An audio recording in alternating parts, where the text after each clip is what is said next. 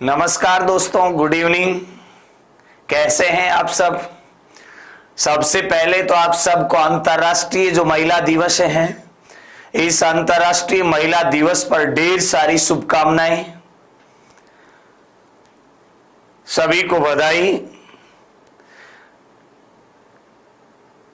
अगर अभी तक आपने क्लास को शेयर नहीं किया है तो सबसे पहले आप क्लास को शेयर कर दीजिएगा। फटाफट क्लास को शेयर कर दीजिएगा। अगर आपने क्लास को शेयर नहीं किया है तो फटाफट क्लास को शेयर कीजिएगा। वीडियो से संबंधित जो भी क्लास हैं, जो भी पीडीएफ वगैरह है, ये आपको नीचे डिस्क्रिप्शन में टेलीग्राम चैनल में लिंक इसका मिल जाएगा। पहले फटाफट क्लास को शेयर कर दीजिएगा, फटाफट से शेयर कीजिएगा। और जो साथी फेसबुक प्रोफाइल पे देख रहे हैं उन सब से आग्रह है कि आप फटाफट से यूट्यूब चैनल पर आ जाइएगा। यूट्यूब चैनल पर ही आपके जो कमेंट हैं ये कमेंट में पढ़ पाऊंगा। फटाफट से आ जाइएगा। बात अपन जिला प्रशासन की करेंगे। फटाफट शेयर कीजिएगा। सभी को राम राम। जितेंद्र शर्मा, प्रतापगढ़ उत्तर प्रदेश में से आपको सादर प्रणाम। जी जितेंद्र कुमार जी। सरिता गोदारा, गुरुजी आ जाओ थाने उड़ी का। आ गया भाई, आ गया, चिंता ना कर तू। गिरधारी लाल, पिंटू, रवि, यशराज, वशिष्ठ, सरिता, सभी को नमस्कार, गुड इवनिंग। सभी फटाफट से आ जाइएगा। लास्ट में अपन बात जिला प्रशासन की कर रहे थे, लेकिन याद रखें, कर दिखाओ कुछ ऐसा कि दुनिया करना चाहे आपके जैसा। लास्ट में बात जिला प्रशासन की कर रहे थे और जिला प्रशासन में भी अपन ने जो बात की थी, ये जिला प्रशासन में लास्ट टाइम में जिलाधीश के संदर्भ में बात की थी। कल क्लास नहीं हुई थी, ठीक है। रेगुलर क्लास होगी, कल रविवार था, इस वजह से शायद मैंने पोस्टपोन कर दी थी। बाकी सब कुछ ठीक रहा तो क्लास अपनी रेगुलर आएगी, चाहे वो रविवार ही क्यों ना हो, ठीक है। जिला प्रशासन पढ़ रहे थे और जिला प्रशासन में लास्ट टाइम में अपन ने पढ़ा था जिलाधीश के संदर्भ में। अगर जिला प्रशासन की पहली क्लास किसी ने नहीं देखी है तो उन सब से मेरा आग्रह है कि आप फटाफट से जिलाधीश की जो संबंध में क्लास है वो क्लास जैसे ही खत्म हो जाए उससे पहले उस क्लास को आप जरूर देखें, तब यहां से आपको समझ में आएगा। जिला प्रशासन में अपन ने देखा था कि प्रशासनिक जो सुगमता है, इस प्रशासनिक सुगमता के लिए जो एक प्रदेश है इसे विभिन्न छोटी छोटी इकाइयों में बांटा जाता है, जिनमें चाहे वो जिला हो, चाहे वो उपखंड हो, चाहे वो तहसील हो। लेकिन ये सब बांटने का जो अपना वास्तविक ध्येय है, वास्तविक जो उद्देश्य है, ये उद्देश्य क्या होता है कि प्रशासनिक सुगमता के लिए अपन ऐसा करते हैं। जिलाधीश की बात कर चुके हैं और आज अपन बात करेंगे जो उपखंड प्रशासक है, इस उपखंड प्रशासक के संदर्भ में बात करेंगे। उपखंड प्रशासक एवं उपखंड अधिकारी जिसको आप कहते हैं, यानी कि सब डिविजनल मजिस्ट्रेट, ठीक है। ये उपखंड अधिकारी के संदर्भ में अपन बात करेंगे, लेकिन इससे पहले हमें ये जान लेना चाहिए कि जो एक जिला है, इस जिले को अपन किस में विभाजित करते हैं। एक जो जिला है, इस जिले को अपन विभिन्न उपखंडों में विभाजित करते हैं और उपखंडों के साथ साथ उसे विभिन्न तहसीलों में विभक्त करते हैं, ठीक है। बिल्कुल उप जिलाधीश के कार्य हो गए थे, अब अपन उपखंड प्रशासक पढ़ेंगे, यानी जो उपखंड अधिकारी है इस उपखंड अधिकारी को पढ़ेंगे।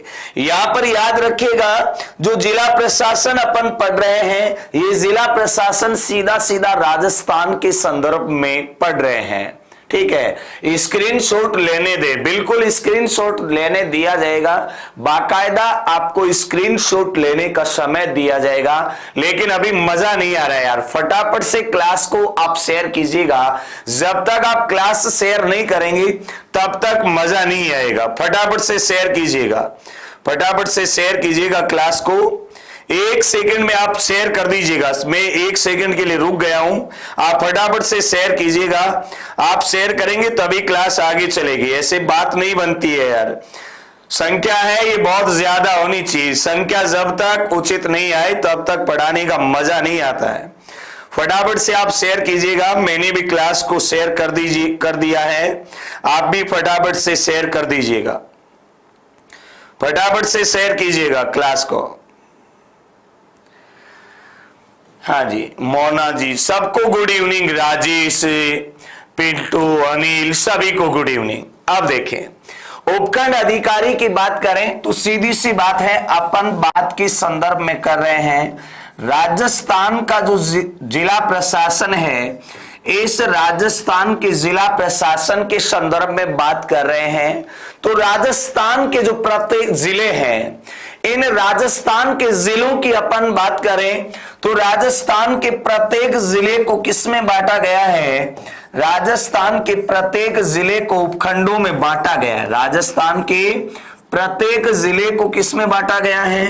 प्रत्येक जिले को विभिन्न जो उपखंड हैं, इन उपखंडों में बांटा गया है या उपखंडों में विभक्त किया गया है।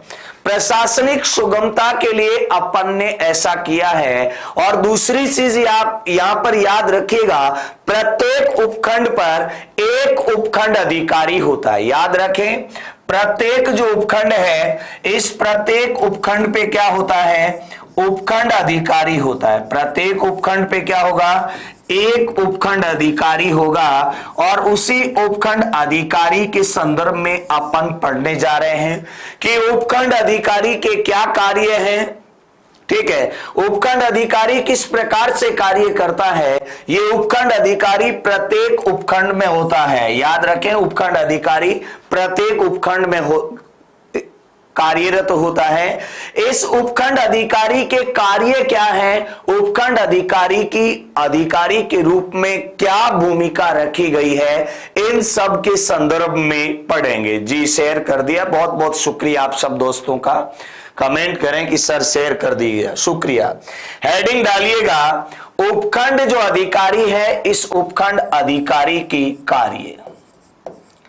उपखंड जो अधिकारी है, इस उपखंड अधिकारी के कार्य।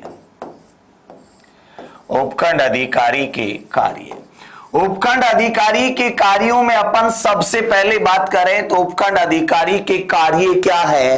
भू राजस्व जो तैयार करना है, ये भू राजस्व तैयार करना किसका कार्य है? उपखंड अधिकारी का पहला कार्य। याद रखिएगा, भू राजस्व तैयार करना या भू राजस्व के संबंध में कार्य करना किसका कार्य है?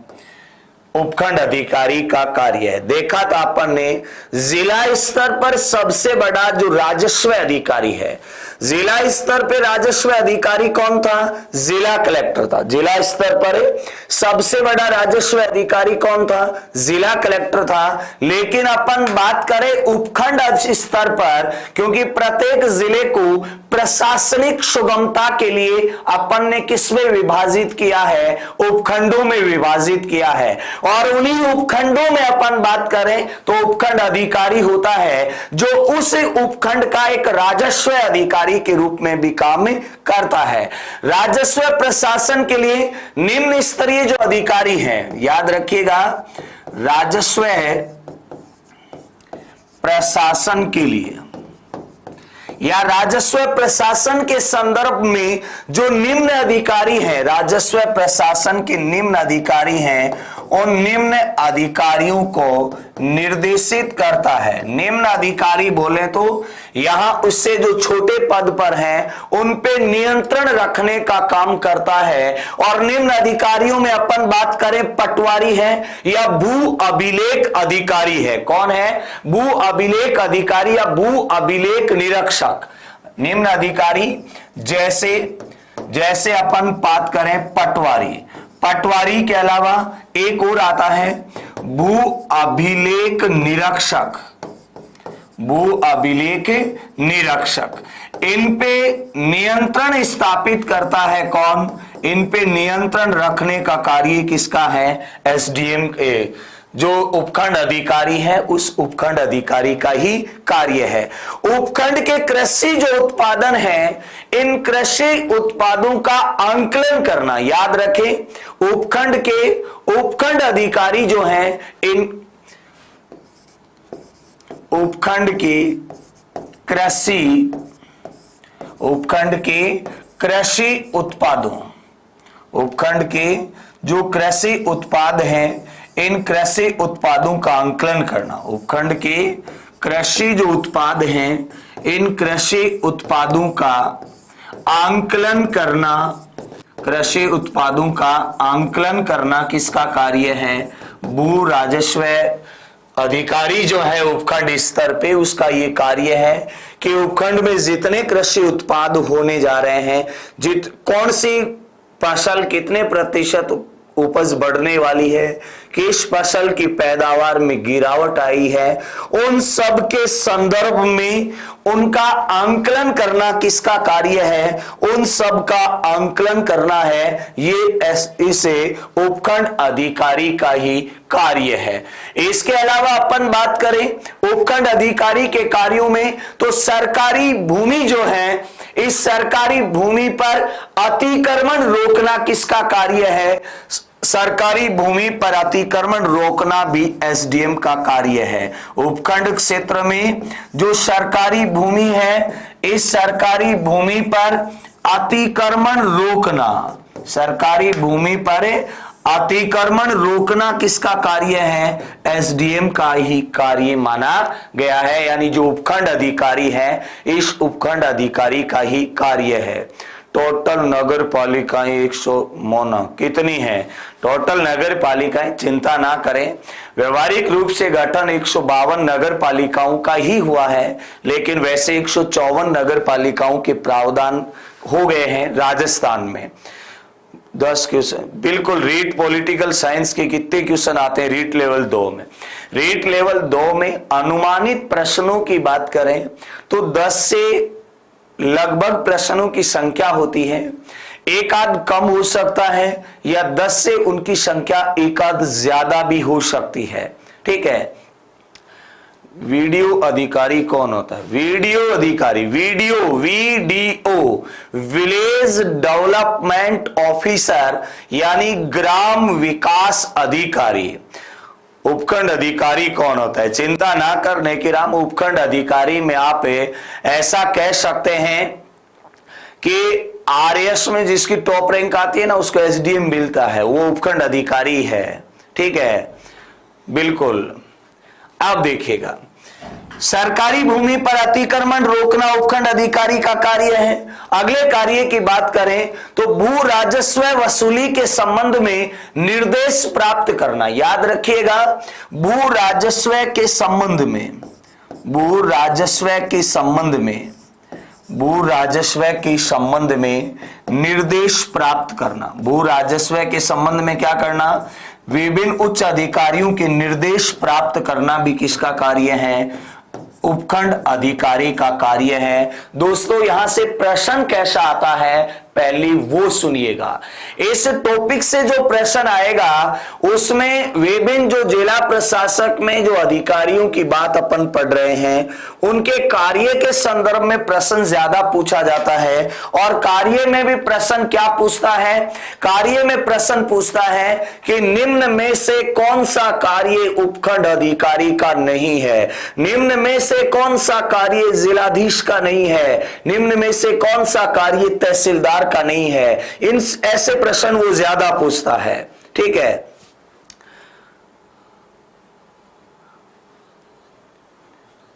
सर, नोखा में अतिक्रमण एसडीएम ने हटाया। भाई साहब, वही होता है, आप चिंता ना करें। ठीक है, वही उपखंड अधिकारी है। ठीक है, तो उपखंड अधिकारी के कार्यों की अपन ने बात की। पहला कार्य क्या है कि राजस्व तैयार करना। दूसरा कार्य है कि राजस्व जो के निम्न अधिकारी हैं उन पर नियंत्रण स्थापित करना किसका कार्य है? उपखंड अधिकारी का कार्य है। जैसे पटवारी है, भू अभिलेख निरीक्षक है।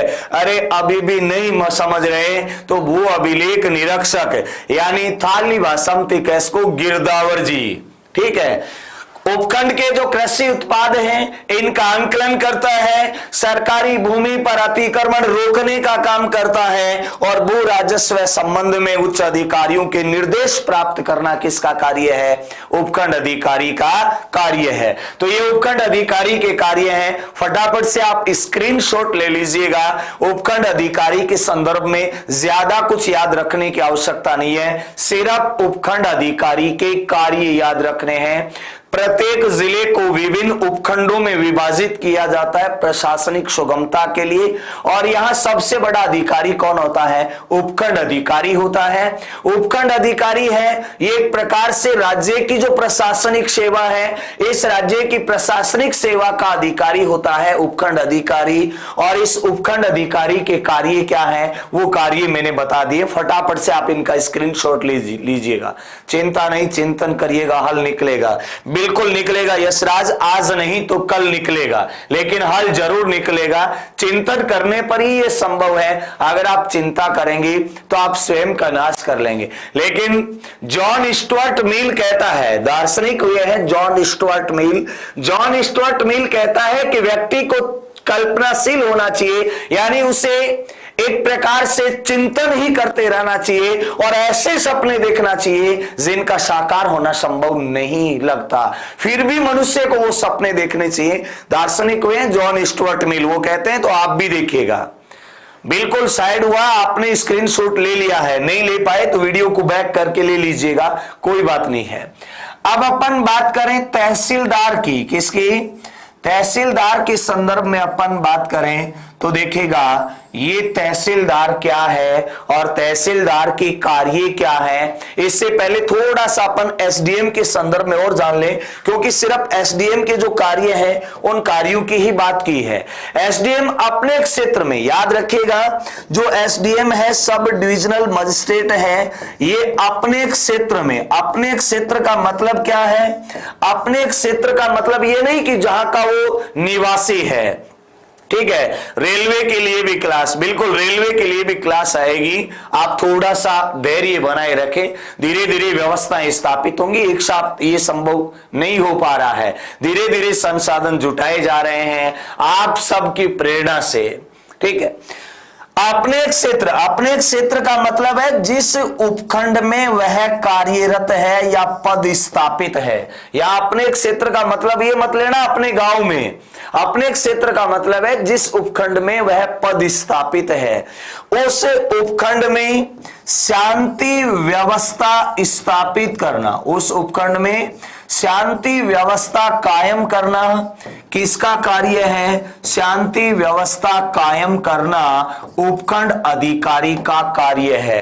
और इसी शांति व्यवस्था स्थापित करने के संबंध में वह कार्य करता है। साथ में उस उपखंड क्षेत्र में जो भी पुलिस थाने या पुलिस की चौकियां हैं, याद रखिएगा, इस उपखंड क्षेत्र में जो पुलिस थाने हैं, इन पुलिस थानों के साथ साथ पुलिस जो चौकियां हैं, पुलिस थाने व पुलिस चौकियां, पुलिस थाने व पुलिस चौकियों का निरीक्षण करता है। पुलिस चौकियों का क्या करेगा? निरीक्षण करेगा कौन? एसडीएम अधिकारी। याद रखिएगा जो फौजदारी प्रशासन है, इस फौजदारी प्रशासन का संचालन करना तथा उस उपखंड में सेक्शन 144 यानी धारा 144, याद रखिएगा ये प्रश्न कई दफा पूछा जाता है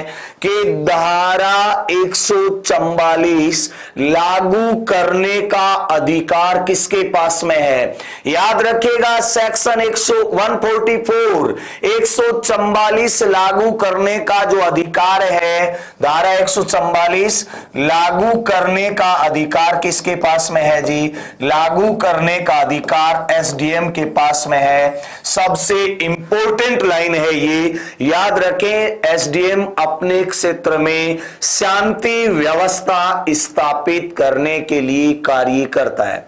अपने क्षेत्र में शांति व्यवस्था स्थापित करने के लिए कार्य करता है, इसीलिए वह उस उपखंड क्षेत्र के तमाम पुलिस थानों और पुलिस चौकियों का निरीक्षण करता है।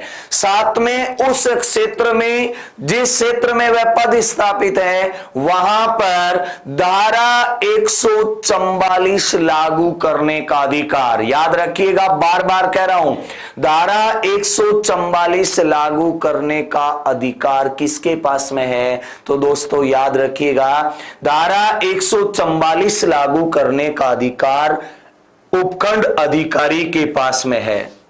ठीक है, इतना याद है कि एक भी प्रश्न बाहर से नहीं आ सकता, ऐसा तो नहीं है, लेकिन आप सबका सहयोग रहा तो निश्चित रूप से एक दिन वो दिन भी आएगा कि एक भी क्वेश्चन बाहर से नहीं आएगा। ठीक है, आप सबका सहयोग बना रहा तो ऐसा संभव है, और एक दिन अपन ऐसा कर दिखाएंगे कि दुनिया में ऐसा कोई कार्य नहीं है या ऐसी कोई मंजिल नहीं है जिसे अपन सोचें और वो ना मिले। ठीक है, न्यायिक कार्य भी वो राजस्व संबंधी मामलों में कर सकता है, बाकी नहीं। राजस्व संबंधी जो मामले हैं या भू राजस्व संबंधी जो मामले हैं उनमें ही न्यायिक कार्य करता है ये उपखंड अधिकारी। इसके बाद आगे आप हेडिंग डाल दीजिएगा तहसीलदार। आगे आप हेडिंग डालें तहसीलदार। देखिए, तहसीलदार के संदर्भ में अपन बात करें, तहसीलदार तहसीलदार है, ये तहसील का प्रमुख अधिकारी होता है। तहसीलदार के लिए याद रखिएगा, सर ये क्लास रोज होती है क्या? बिल्कुल मुकेश कुमार जी, ये क्लास रोज होती है। एब्सोल्युटली राइट जी, शुक्रिया आप सबका। तहसीलदार की अपन बात करें तो देखिएगा, तहसीलदार है ये किस स्तर पे है? तहसील स्तर पे है। मैंने अभी कुछ देर पहले कहा था कि प्रत्येक राज्य प्रशासनिक सुगमता की दृष्टि से जिलों में बटा हुआ है। जिले में सबसे बड़ा अधिकारी कौन है? जिलाधीश है। उसी जिले को अपन ने प्रशासनिक सुगमता के लिए उपखंडों में विभाजित किया। उपखंडों में सबसे बड़ा अधिकारी उपखंड अधिकारी है। फिर अपन ने और प्रशासनिक सुगमता मजबूत करने के लिए या यूं कहें प्रशासनिक सुदृढ़ता के लिए अपन ने तहसील बनाए। तहसीलों में जो सर्वोच्च अधिकारी है वो कौन है? तहसीलदार है।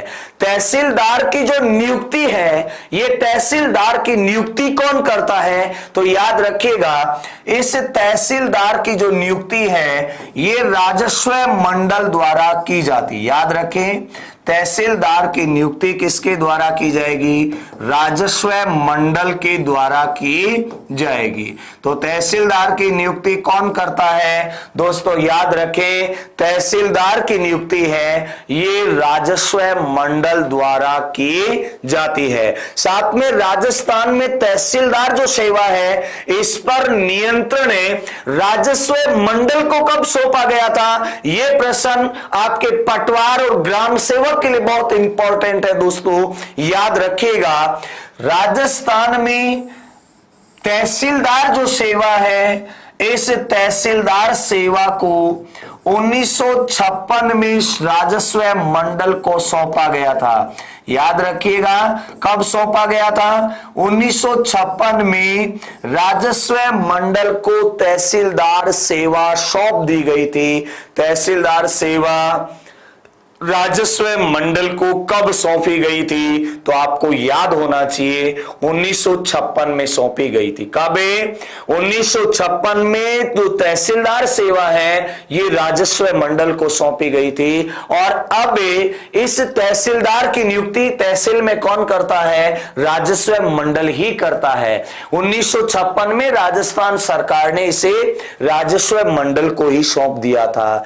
दूसरी चीज याद रखिएगा, यही जो तहसीलदार है, ये तहसीलदार क्या होता है? राजपत्रित अधिकारी होता है। क्या होता है? जो राजपत्रित अधिकारी है, ये राजपत्रित अधिकारी होता है कौन?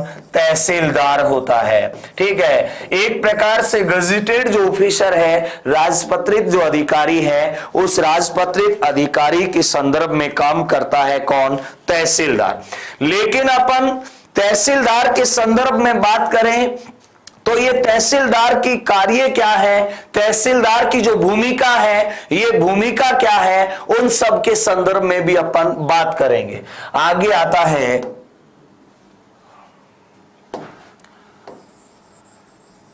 आगे रहता है तहसीलदार की भूमिका। तहसीलदार की भूमिका, तहसीलदार की भूमिका या यूं कहें तहसीलदार के कार्य। तहसीलदार की भूमिका या तहसीलदार के कार्यों को अपन 3 अलग अलग भागों में बांट करके पढ़ेंगे। 3 अलग अलग भाग कौन कौन से हैं देखिएगा। इनका कार्यकाल शब्द नहीं पढ़ा जाता है, इनकी सेवानिवृत्ति पढ़ी जाती है। क्या पढ़ा जाता है? सेवानिवृत्ति पढ़ी जाती है, जो कि राज्य सरकार, क्योंकि ये राज्य सेवा के आदमी है, तो इनका जो सेवानिवृत्ति से संबंधित प्रावधान है ये राज्य सरकार तय करती है। इनकी सेवा शर्तों का निर्धारण जिसको आप कहते हैं, वो सेवा शर्तों का निर्धारण कौन सी सरकार करेगी? राज्य सरकार करेगी। ठीक है, तो कार्यकाल शब्द नहीं कहेंगे कैलाश, बल्कि क्या कहेंगी? सेवा शर्तें कहेंगी। और उन सेवा शर्तों का निर्धारण कौन सी सरकार करेगी? राज्य सरकार करेगी। ठीक है, राजस्व मंडल क्या है?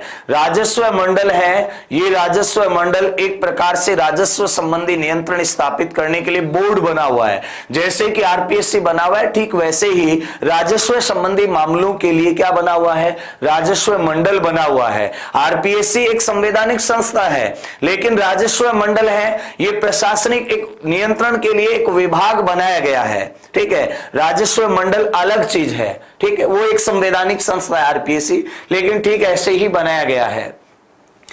जैसे शिक्षा विभाग है वैसे ही राजस्व विभाग भी है, और उस राजस्व विभाग में एक प्रकार से जो प्रशासनिक इकाई कार्यरत है वो राजस्व मंडल की है।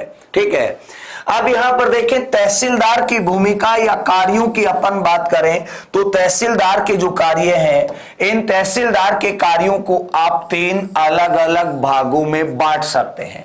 तहसीलदार 3 अलग अलग कार्य करता है। ये 3 अलग अलग कार्य कौन से करता है? पहला जो तहसीलदार कार्य करता है ये भू राजस्व संबंधी कार्य करता है। कौन सा? भू राजस्व संबंधी कार्य करता है। पहला कार्य तो कौन सा करता है? भू राजस्व संबंधी कार्य करता है। भू राजस्व संबंधी कार्य करना किसका कार्य है? तहसीलदार का कार्य है। भू राजस्व संबंधी कार्य भी करता है। भू राजस्व संबंधी कार्यों के अलावा तहसीलदार है ये न्यायिक कार्य करता है। कौन से कार्य? तहसीलदार है ये न्यायिक कार्य भी करता है, और न्यायिक कार्यों के साथ साथ तहसीलदार और कौन से कार्य करता है? यह विधिक प्रशासनिक कार्य करता है। कौन से? जो विधिक प्रशासनिक कार्य हैं ये विधिक प्रशासनिक कार्य करता है। विधिक प्रशासनिक कार्य। तो कुल मिलाकर के अपन कहें कि जो तहसीलदार है ये कितने प्रकार के कार्य करता है? 3 प्रकार के कार्य करता है। हालांकि इनकी डिटेल अभी अपन पढ़ने वाले हैं। पहला तो कौन सा है? भू राजस्व संबंधी, दूसरा न्यायिक कार्य, और तीसरा कौन सा है? विधिक प्रशासनिक कार्य। कौन सा? विधिक प्रशासनिक कार्य। सबसे पहले यहां पर देखें, अपन बात करें भू राजस्व संबंधी कार्य की, तो भू राजस्व संबंधी कार्यों में इतना याद रखिएगा कि तहसील में राजस्व विभाग के जितने भी मामले हैं वो सारे कौन देखता है? तहसीलदार देखता है। और प्रत्येक तहसील में जो तहसीलदार सेवा का पदाधिकारी, जिसे आप तहसीलदार कहते हैं, राजस्व मंडल के अधीन वो आता है, वह भू राजस्व संबंधी कार्य करता है। इसके अलावा न्यायिक कार्यों में अपन बात करें तो ये न्यायिक कार्य इंपॉर्टेंट है तहसीलदार के, और न्यायिक कार्यों में याद रखिएगा तहसील प्रशासन में तहसीलदार है ये द्वितीय श्रेणी का कार्यपालक या दंडनायक के रूप में काम करता है। कौन सी श्रेणी के? द्वितीय श्रेणी के कार्यपालक। द्वितीय श्रेणी के कार्यपालक दंड नायक के रूप में काम करता है, यानी न्यायिक अधिकारी में ये कौन सी श्रेणी का अधिकारी है? द्वितीय श्रेणी का अधिकारी है। कौन सी श्रेणी का? द्वितीय श्रेणी का अधिकारी है। कौन? तहसीलदार। साथ में याद रखिएगा, तहसील में राजकीय पत्रों को तामील करवाना, याद रखिएगा, तहसील में जो राजकीय पत्र है, जो सरकारी पत्र है, इन सरकारी पत्रों का तामील कार्य भी किसका है? तहसीलदार का ही है। याद रखिएगा, तहसील में सरकारी पत्रों, तहसील में सरकारी पत्रों या जिसे आप राजपत्र कह सकते हैं, इन राजपत्रों को तामील करना, राजपत्रों का तामील करना, राजपत्रों का तामील करना किसका कार्य है? ये तहसीलदार का कार्य है। तहसील में द्वितीय कार्यपालक दंडनायक के रूप में काम करता है, ठीक है। इसके अलावा तहसीलदार राजपत्रों का क्या करता है? तामील करता है। कोई बात नहीं, लेट हो गया, आपकी क्लास भी नहीं छोड़ता, आप कि हर क्लास देखता हूं जी। शुक्रिया आप सब दोस्तों का, बहुत बहुत शुक्रिया बहरा राम आपका। अब देखें, न्यायिक कार्यों में अपन ने ये लाइन जरूर याद कर लेना, कोई याद हो या नहीं हो, कि तहसील में जो राजकीय पत्र आते हैं, उन राजकीय पत्रों को तामील करवाना किसका कार्य है? संधारित करवाना या उन्हें व्यवस्थित करना या उन पत्रों का प्रत्युत्तर देना, ये सारा कार्य करने के लिए कौन जिम्मेदार है? तहसीलदार जिम्मेदार है, ठीक है। ये तहसील में द्वितीय श्रेणी के कार्यपालक दंडनायक के रूप में होता है। कार्यपालक दंडनायक के रूप में कैसे काम करता है?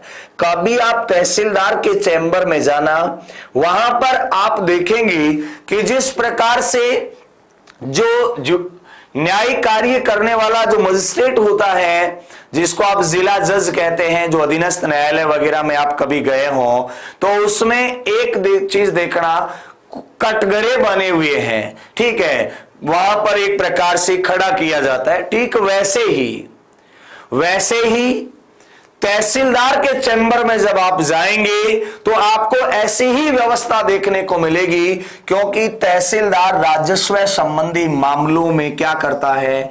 न्यायिक कार्य भी करता है। क्या करता है? न्यायिक कार्य भी करता है।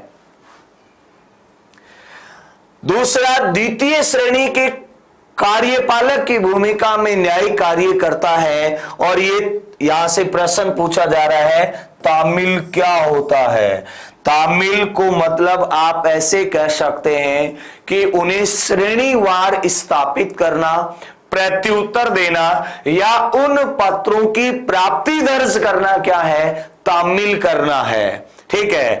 कोई बात नहीं, आप शेयर करते रहें, एक दिन हमें इस मेहनत का फल जरूर मिलेगा, एक दिन इस मेहनत को जरूर फल मिलेगा। साथ में एक ना एक दिन, देर ही सही, धीरे ही सही, लेकिन अंत में उस मंजिल तक पहुंचकर जरूर रहेंगे, उस मंजिल तक जरूर पहुंचेंगे। जो सपने देखे हैं, उन सपनों को पूरा करना, उन सपनों को पूरा करने के लिए कार्य करना हमारी भूमिका है। किसी ने ठीक ही कहा है कि आप अपने कर्म पर भरोसा करें, लोग आपके बारे में कैसी धारणा रखते हैं इस पर गौर मत करिएगा, क्योंकि लोगों की सोच आप उनकी स्वार्थ पे टिकी हुई है।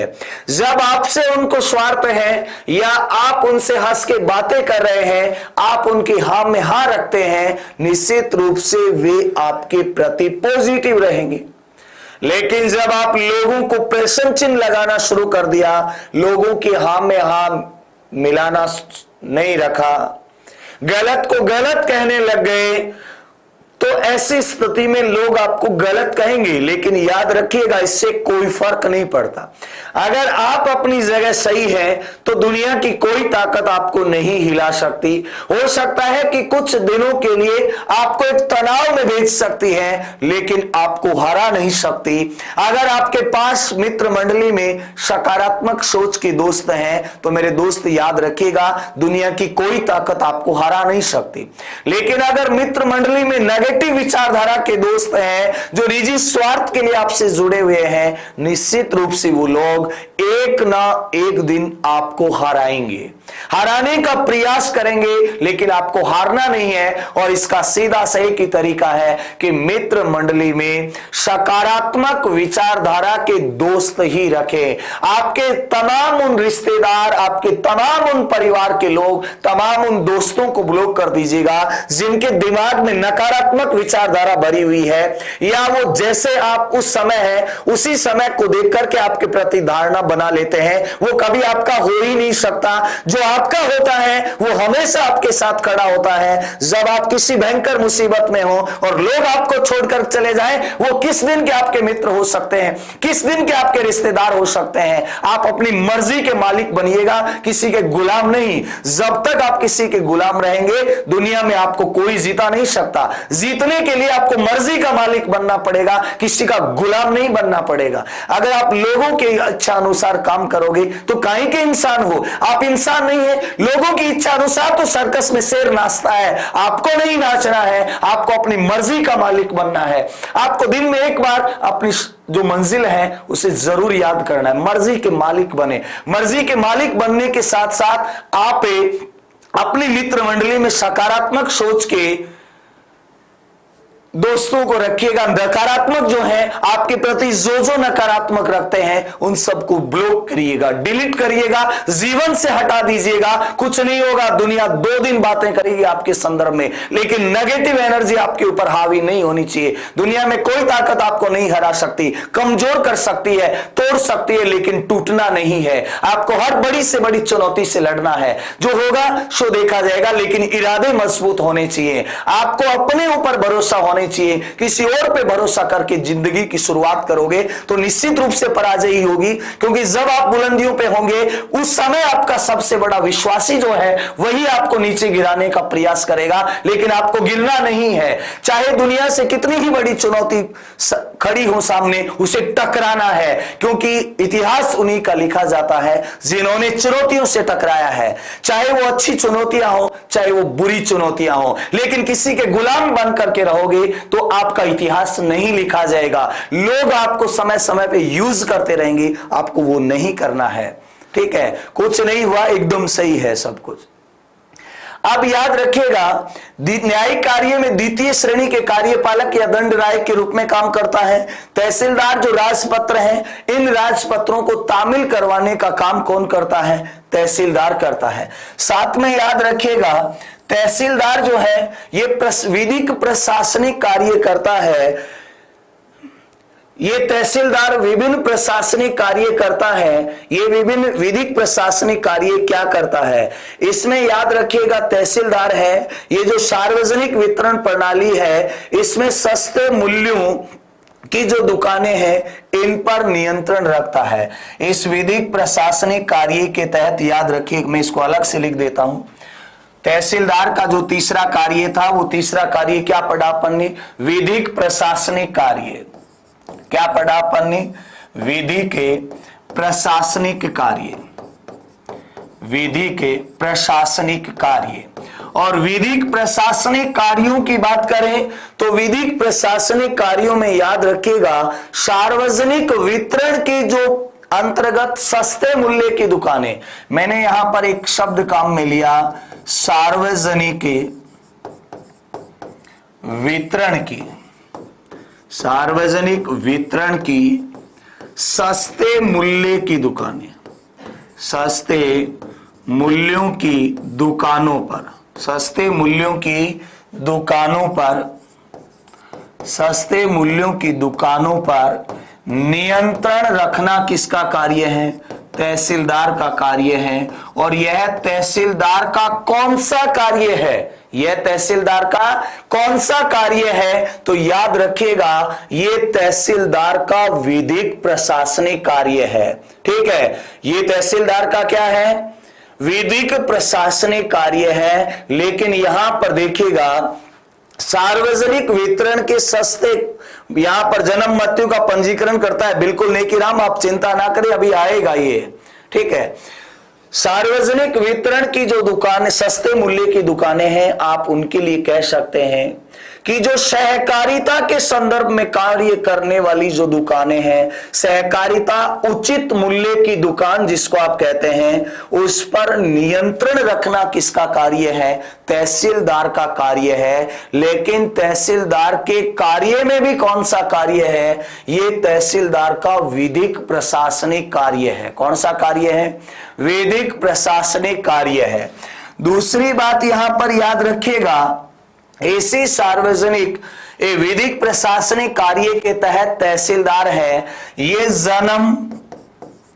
जन्म के साथ साथ एक प्रकार से यूं कहें जन्म, और जिसने जन्म लिया है निश्चित रूप से उसकी क्या होगी? मृत्यु होगी। तो जन्म मृत्यु का पंजीकरण, जन्म मृत्यु का पंजीकरण, जन्म मृत्यु का पंजीकरण करना एवं जनगणना अधिकारी के जो कार्य है या जनगणना अधिकारी के रूप में काम करना, पंजीकरण करना एवं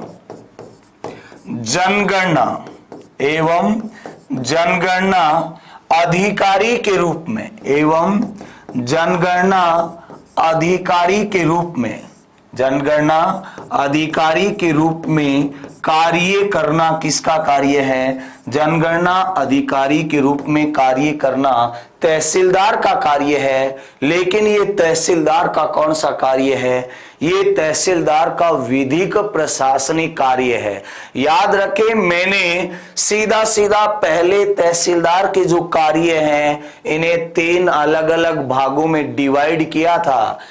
भू राजस्व संबंधी, न्यायिक और विधिक प्रशासनिक कार्य। यहां से अलग अलग भी पूछ सकता है कि निम्न में से कौन सा तहसीलदार का विधिक प्रशासनिक कार्य नहीं है। ठीक है, तहसीलदार अगर जनगणना करवाता है, सस्ते मूल्य की दुकानों पर नियंत्रण रखता है, यानी सहकारिता की दुकानों पर अपना नियंत्रण रखता है, जन्म मृत्यु का पंजीकरण करता है, राहत कार्यों में एक भुगतान अधिकारी के रूप में कार्य करता है, या फिर विकास कार्यों व योजनाओं का संचालन करता है, तो ये कार्य उसके विधिक प्रशासनिक कार्यों में शामिल होते हैं। ठीक है, तो याद रखिएगा, अगला कार्य जन्म मृत्यु का पंजीकरण एवं जनगणना अधिकारी के रूप में काम करना, राहत कार्यों में भुगतान अधिकारी के रूप में काम करना, राहत कार्यों में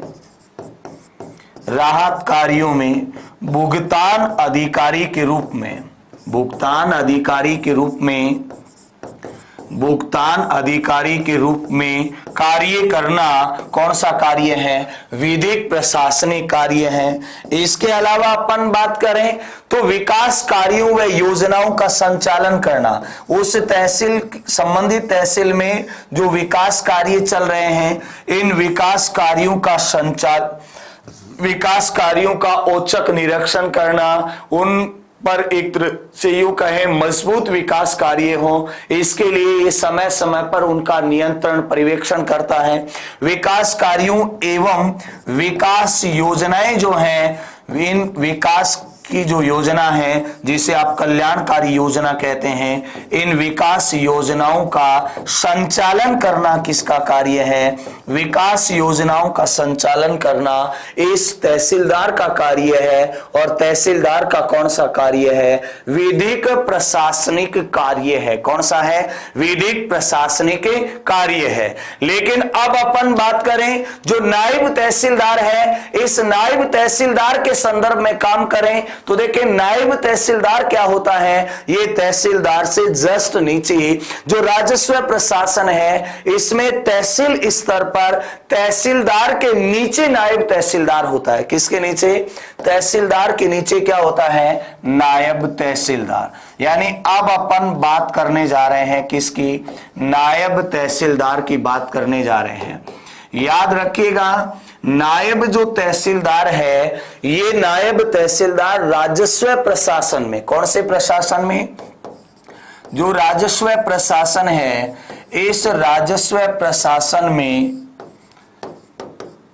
तहसील स्तर पर या तहसील के किसी ब्लॉक में, तहसील स्तर पर तहसीलदार से नीचे, तहसील स्तर पर तहसीलदार से नीचे, तहसीलदार से नीचे कौन होता है? नायब तहसीलदार होता है। ये नायब तहसीलदार है, ये एक प्रकार से कार्य किस प्रकार से करता है, और प्रत्येक जिले के जिला कार्यभार के आधार पर एक या एक से अधिक, एक प्रकार से यूं कहें कि जो सदर कानूनगो है, इन सदर कानूनगो के रूप में नियुक्ति की जाती। किस रूप में? एक प्रकार से यूं कहें नायब तहसीलदार है, इस नायब तहसीलदार की नियुक्ति सदर कानूनगो के रूप में की जाती है। किस रूप में? सदर कानूनगो के रूप में नायब तहसीलदार की नियुक्ति की जाती है। ठीक है, इस सदर कानूनगो का जो पद है, इस पर सामान्यतः आप देख सकते हैं कि एक ही तहसील में अलग अलग क्षेत्रों में, जरूरी नहीं है कि तहसील स्तर पर ही हो, उस तहसील में जो विभिन्न ऑफिस कानूनगो जिसको आप कहते हैं, इन ऑफिस कानूनगो के पद पर, किस पद पर? जो बात करना ऑफिस कानूनगो नहीं, सदर कानूनगो, इस सदर कानूनगो के पद पे किसको नियुक्त किया जाता है? नायब तहसीलदार को नियुक्त किया जाता है। और नायब तहसीलदार है, ये सीधा सीधा एक प्रकार से किसके अधीन काम, किसके नीचे काम कार्य करता है? ये तहसीलदार के नीचे ही कार्य करता है। आगे अपन बात करें तो आगे रहता है ऑफिस कानूनगो। कौन रहता है? ऑफिस कानूनगो, ऑफिस कानूनगो, ऑफिस कानूनगो। अब यहां पर देखें ऑफिस कानूनगो की अपन बात करें तो प्रत्येक जो तहसील है इसमें राज्य सरकार एक ऑफिस कानूनगो की नियुक्ति करती है। तो सीधी सी बात ये याद रखिएगा कि ये जो ऑफिस कानूनगो है, ये ऑफिस कानूनगो किसके पदाधिकारी के रूप में काम करता है? राज्य सरकार के पदाधिकारी के रूप में काम करता है। तो राज्य सरकार द्वारा इसकी नियुक्ति किस स्तर पे की जाती है? तहसील स्तर पे इसकी नियुक्ति की जाती है। कौन से स्तर पर? तहसील स्तर पर इसकी नियुक्ति की जाती है। लेकिन कौन नियुक्त करता है? जो राज्य सरकार है वो नियुक्ति करती है। लेकिन यह ऑफिस कानूनगो किसके नियंत्रण व दिशा निर्देशों में काम करने वाला पदाधिकारी है? तो याद रखिएगा ऑफिस कानूनगो है ये तहसीलदार, किसके? तहसीलदार के नियंत्रण व दिशा निर्देशों में, तहसीलदार के नियंत्रण व दिशा निर्देशों में, तहसीलदार के नियंत्रण व दिशा निर्देशों में, नियंत्रण व दिशा निर्देशों में कार्य करता है। कौन? ऑफिस कानूनगो। किसके? तो यह तहसीलदार के नियंत्रण और दिशा निर्देशों में कार्य करता है। कौन? ऑफिस कानूनगो। और यह भूलेख अधिकारी जो है इन सब का क्या होता है? प्रभारी होता है। भू अभिलेखों का प्रभारी क्या होता है? जो भू अभिलेख है, इन भू अभिलेखों का प्रभारी, भू अभिलेखों का क्या होता है जी? प्रभारी होता है। कौन? ऑफिस कानूनगो। जितने भू अभिलेख हैं इन सब का क्या होता है? प्रभारी होता है ऑफिस कानूनगो। और याद रखिएगा कार्यभार अधिक होने पर, याद रखें जब ऑफिस कानूनगो का कार्यभार अधिक हो जाए तो ऐसी स्थिति में यह सहायक, जो सहायककर्ता के रूप में जो पटवारी वर्ग है इनमें से किसी एक को सहायक कानूनगो बना सकता है। तो याद रखें आपसे प्रश्न यहां से पूछेगा कि सहायक कानूनगो क्या होता है? तो सहायक कानूनगो उस स्थिति में होता है जब ऑफिस कानूनगो का कार्यभार अधिक हो जाए। ठीक है, ऑफिस कानूनगो का कार्यभार अधिक हो जाए तो जो पटवारी हैं इन पटवारियों में से किसको बना लिया जाएगा? ऑफिस सहायक कानूनगो बना लिया जाएगा। तो सहायक कानूनगो एक प्रकार का पटवारी ही होता है, लेकिन कब बनाया जाएगा? जब ऑफिस कानूनगो का कार्यभार क्या हो गया हो? ज्यादा हो गया हो। अब अपन बात करें पटवारी के संदर्भ में, अंतिम पड़ाव पे अपन पहुंचे हैं जिला प्रशासन में, और वो है पटवारी। याद रखिएगा पटवारी है, ये प्रत्येक जो अपना जिला है, जिले को तहसील में बांटा, उपखंडों में अपन ने बांटा, लेकिन साथ में विभिन्न ग्राम पंचायतों में भी विभाजित किया है। ग्राम पंचायतों के साथ साथ अपन ने पटवारी हल्का क्षेत्र बनाया है। जब भी आप किसी पटवारी के यहां से किसी भी प्रकार, जैसे मान लो आपको मूल एक प्रकार से यूं कहें मूल निवास प्रमाण पत्र बनाना है, जाति प्रमाण पत्र बनाना है, तो उस स्थिति में आप पटवारी की रिपोर्ट देखेंगे तो वो अपने शब्द के साथ लिखेगा पटवारी हल्का रिपोर्ट के मुताबिक। और पटवारी हल्का ये प्रशासनिक दृष्टि से बनाया गया है, लेकिन अमूमन इसका तात्पर्य अपन एक ग्राम पंचायत से लगा लेते हैं, लेकिन वो गलत है।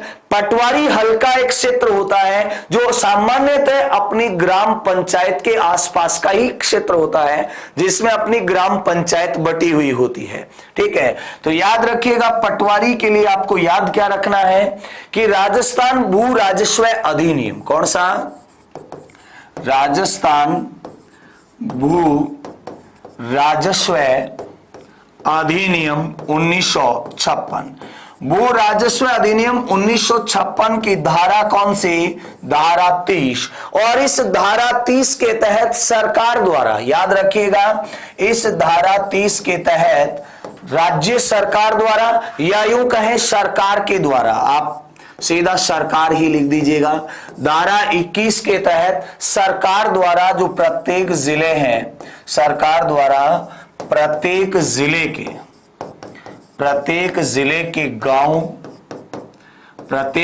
के गांव को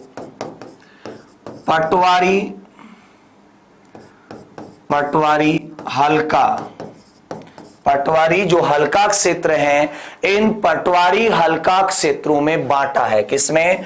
पटवारी हल्का में बांटा है प्रत्येक गांवों को, जितने भी गांव हैं इन सब गांवों को पटवारी हल्का में बांटा है। अधिनियम कौन सा है? अधिनियम में याद रखिएगा राजस्थान भू राजस्व अधिनियम 1956 सेक्शन 30 के तहत प्रत्येक जो गांव है इस गांव को पटवारी हल्का के अधीन किया गया है। और याद रखिएगा इस प्रत्येक हल्का में सामान्यतः एक पटवारी होता है। प्रत्येक पटवारी हल्का में सामान्यतः एक पटवारी होता है। और यहां पर देखिएगा एक पटवारी हल्के में, याद रखिएगा एक पटवारी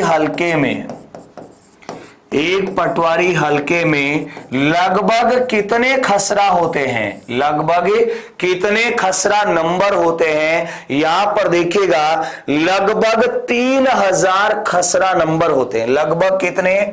लगभग 3000 खसरा होते हैं, यानी छोटे छोटे भागों में वो भूमि बटी होती है, जिसमें लगभग 7500 एकड़ भूमि होती है। लगभग कितनी होती है? 7500 एकड़ भूमि होती है। कौन से में? एक पटवारी हल्का में। तो याद रखिएगा एक पटवारी हल्का में खसरा तो लगभग कितने होते हैं? खसरा तो लगभग 3000 होते हैं, लेकिन एकड़ भूमि की अपन बात करें तो लगभग कितने एकड़ भूमि होती है?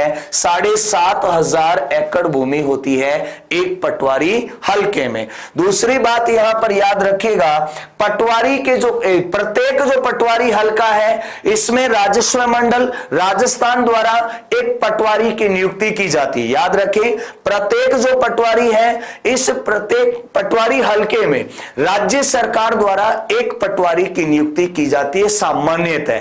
दूसरी चीज पटवारी की नियुक्ति का जो प्रशिक्षण संस्थान है, प्रशिक्षण स्कूलों में प्रशिक्षण प्राप्त करे एक चयनित प्रक्रिया के तहत इनको सेलेक्ट किया जाता है। और पटवारी जिले के राजस्व प्रशासन में सबसे कनिष्ठ कर्मचारी है। याद रखिएगा पटवारी जिले के राजस्व कर्मचारियों में पटवारी है। ये पटवारी जिले में जो राजस्व विभाग है इस राजस्व विभाग का सबसे कनिष्ठ कर्मचारी कौन है? सबसे कनिष्ठ कर्मचारी में नाम पटवारी का ही आता है।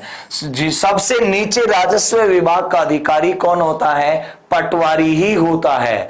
2-3 गांवों का दायरा हो जाता है लगभग। बिल्कुल आप सही कह रहे हैं पटवारी हल्के में। अब देखिएगा आगे अपन बात करें तो पटवारी के जो कार्य हैं, ये पटवारी के कार्य कौन कौन से हैं, इन पटवारी के कार्यों पर भी अपन चर्चा करें। तो पहला कार्य आता है कि तहसील में अपनी उपस्थिति दर्ज करवाता है। कहां पर?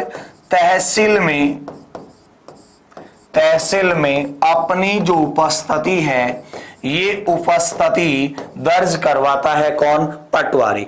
पटवारी तहसीलदार द्वारा निर्देशित जो तिथि है, इस तहसीलदार द्वारा निर्देशित तिथि को तहसील में अपनी उपस्थिति दर्ज करवाता है। पटवारी है, ये तहसील में तहसीलदार द्वारा निर्देशित जो भी तिथि है, उस तिथि के दिन अपनी उपस्थिति दर्ज करवाता है। इसके अलावा दूसरा कार्य क्या है कि भू राजस्व अधिनियम 1956, राजस्थान भू राजस्व अधिनियम 1956 के तहत जो ग्राम पंचायत है, इस ग्राम पंचायत में जो ग्राम विकास अधिकारी है, जिसे आप अपनी भाषा में ग्राम सेवक कहते हैं, आजकल उसका नाम वीडियो हो गया, विलेज डेवलपमेंट ऑफिसर, उस पर नियंत्रण रखना किसका कार्य है? वीडियो पर नियंत्रण रखना पटवारी का कार्य है। वीडियो पर नियंत्रण रखना भी किसका कार्य है? पटवारी का कार्य है। उसकी मृत्यु तथा उसके कर्तव्य है। इन कर्तव्यों के संदर्भ में अगर ग्राम सेवक अनुपस्थित है तो इसकी सूचना भी संबंधित अधिकारियों तक देना किसका कार्य है? पटवारी का ही कार्य है। इसके अलावा अपन बात करें तो जिस पटवारी मंडल के लिए वह नियुक्त हुआ है, उसमें आम मार्ग व रास्तों पर अतिक्रमण रोकना। आम जो रास्ते हैं यानी जो सार्वजनिक रास्ते हैं, इन आम रास्तों व सार्वजनिक स्थलों, आम रास्तों व सार्वजनिक जो स्थल हैं, इन सार्वजनिक स्थलों पर या सार्वजनिक भूमि भी आप कह सकते हैं, इस पर अतिक्रमण रोकना किसका कार्य है? अतिक्रमण रोकना पटवारी का कार्य है। किसका कार्य है? पटवारी का कार्य है। जहां पर पटवारी की नियुक्ति की जा रही है, वहां के कृषि हालातों की जानकारी प्राप्त करना, ठीक है, और कृषि हालातों की जानकारी प्राप्त करके संबंधित जिले का जो जिलाधीश जहां पर भी उन्हें निर्देशित कर रहा है, उन निर्देशों तक वह उस रिपोर्ट को पहुंचाता है। सर जी रीट के लिए ही है ना क्लास? बिल्कुल, रीट के लिए बहुत ज्यादा उपयोगी है, क्योंकि रीट में जिला प्रशासन जोड़ा गया है, ठीक है। तो याद रखिएगा, जो एक प्रकार से यूं कहें कि कृषि के जो हालात हैं, इन कृषि के हालातों की रिपोर्ट तैयार करना। अब आप कहेंगे कृषि के हालातों की रिपोर्ट तैयार करने में आप तहसीलदार के बारे में भी बता रहे थे। बिल्कुल, ये कृषि के हालातों की रिपोर्ट तैयार करके संबंधित जो अधिकारी हैं, इन संबंधित अधिकारियों को प्रेषित करता है, यानी भेजने का काम कौन करता है? पटवारी करता है। अपने क्षेत्र में जो ग्राम पंचायत की बैठक है, याद रखिएगा ये सबसे इंपॉर्टेंट लाइन है कि पटवारी ग्राम पंचायत, अपने क्षेत्र की जो ग्राम पंचायत है, ग्राम पंचायत में याद रखिएगा पटवारी हल्का में जो ग्राम पंचायत है, पटवारी हल्का में जो ग्राम पंचायत है, इस ग्राम पंचायत की बैठकों में भाग लेता है या नहीं लेता है? बैठकों में एक माह में एक बार पटवारी का उपस्थित होना जरूरी है। ग्राम पंचायत की बैठक एक महीने में 2 बार होती है, उनमें से एक बार पटवारी का आना जरूरी होता है, अपनी उपस्थिति दर्ज करवाता है। एक साल में जो पटवारी है, ये अपने हलके की जो रिपोर्ट है, ये 3 बार 3 अलग अलग तिथियों को पटवारी दौरा करता है, निरीक्षण करता है। अपने क्षेत्र की जो कृषि भूमि हालात हैं, इन कृषि हालातों को जानने के लिए प्रत्येक गांव का 3 बार 3 अलग अलग तिथियों को दौरा करता है। कृषि हालातों को जानने के लिए वर्ष में 3 बार क्षेत्र का दौरा करता है। वर्ष में 3 बार क्या करता है? क्षेत्र का दौरा करता है।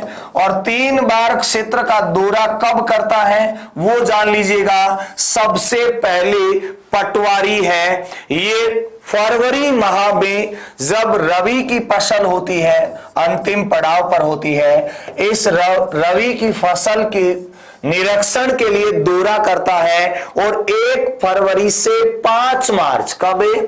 1 फरवरी से 5 मार्च तक वह दौरा करता है। कब तक?